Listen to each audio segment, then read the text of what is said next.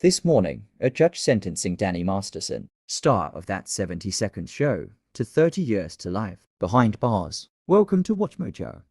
And today we're examining the professional life and eventual criminal charges against actor Danny Masterson. So I'm loving spending my bachelor party in jail. What are you guys gonna do for my birthday? Born on Long Island in 1976, Danny Masterson was raised in what would become an acting family. He's the older brother of Christopher Masterson and half-brother of Jordan and Alana Masterson, all of whom would follow in Danny's footsteps. At just age 4, a young Danny Masterson got his start as a child model before moving over to commercials, appearing in over 100 by the age of 16. Of course, Masterson would be best known for starring in television shows, making his first appearance in an episode of the crime drama Jake and the Fat Man when he was 11.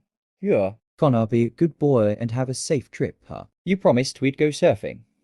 Well, look, I tell you what, we'll go next time. How about that? After making his movie debut in 1993 as Beethoven's Second, Masterson had sporadic appearances on multiple notable shows before booking a steady gig on the third and fourth seasons of Sybil.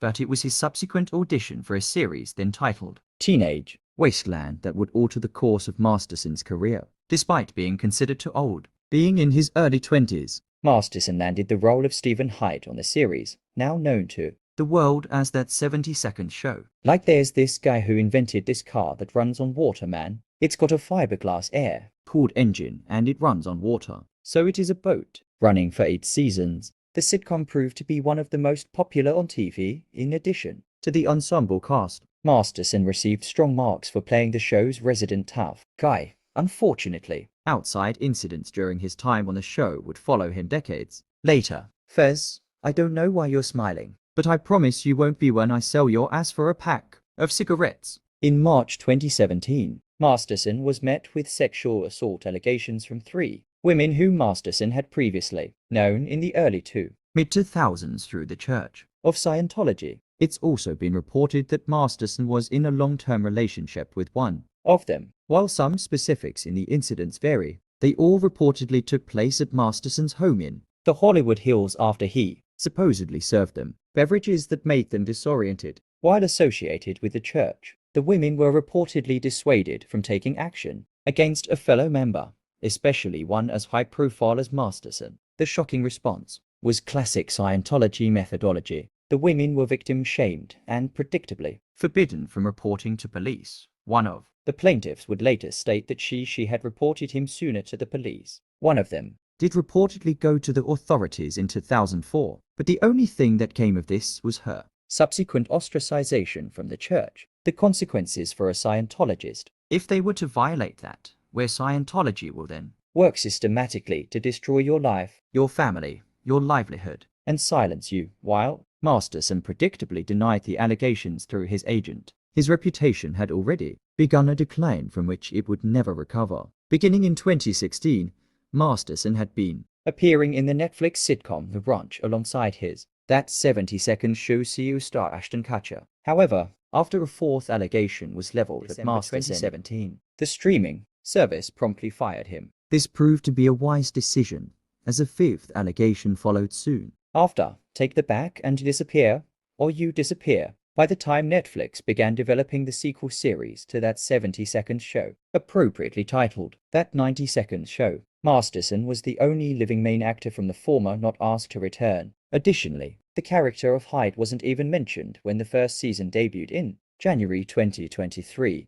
Masterson's legal troubles officially began in August 2019, when 4 women filed a lawsuit against him. Another named plaintiff, Chrissy Bexler, claims Masterson was controlling and violent when they lived together as a couple in the mid-90s. The lawsuit was also aimed at the Church of Scientology for claims of harassment in the organization's supposed defense of Masterson. Masterson's legal troubles began in August 2019. The church has been accused of conducting a fair game campaign against the plaintiffs, whereby they employ any means necessary to silence their enemies. In this case, this reportedly includes property damage, libel, and animal abuse. It is unsettling, it's disturbing, and it's just not limited to the home. This is in addition to singer Cedric Bixler, Zavala, who alleged the church fed rat poison to one of his pets after he accused Masterson of assaulting his wife. Victor Zavala even revealed that his band at the drive-in song Incurably Innocent is based on the latter incident,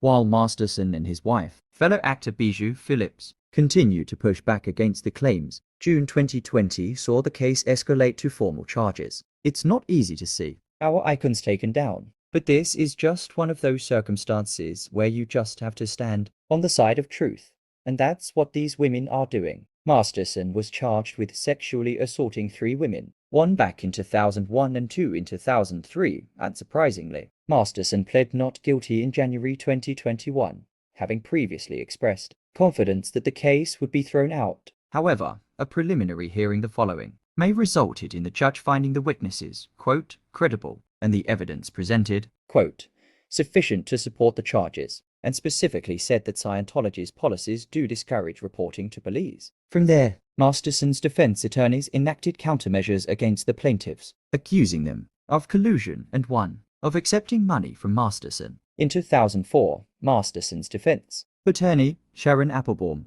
said that all 3 women had credibility issues, motivations to lie, and that the incidents were between 17 and 20 years ago. Memories fade and change over time, she said. A series of subpoenas were also requested, many of which the judge rejected on the basis that they were, quote, stunningly overbroad.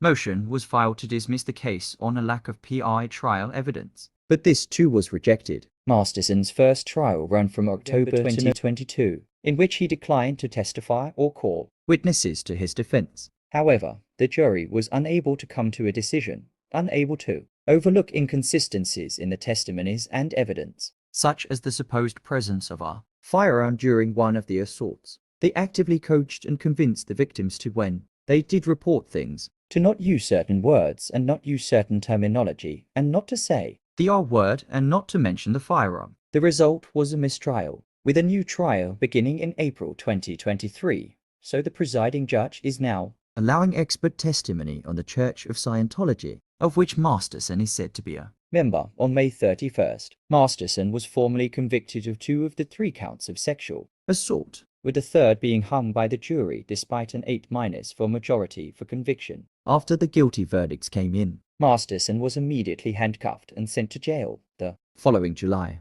it was announced that the prosecution would not seek to retry Masterson to his 3rd conviction. Before we continue, be sure to subscribe to our channel and ring the bell to get notified about our latest videos. You have the option to be notified for occasional videos or all of them. If you're on your phone, make sure you go into your settings and switch on notifications. Despite only 2/3 of the charges sticking, Masterson faced heavy legal repercussions. On September 7th, Masterson was officially sentenced to 30 years to life in prison, with no possibility of parole prior to 30 years being served. What's your reaction to the sentencing?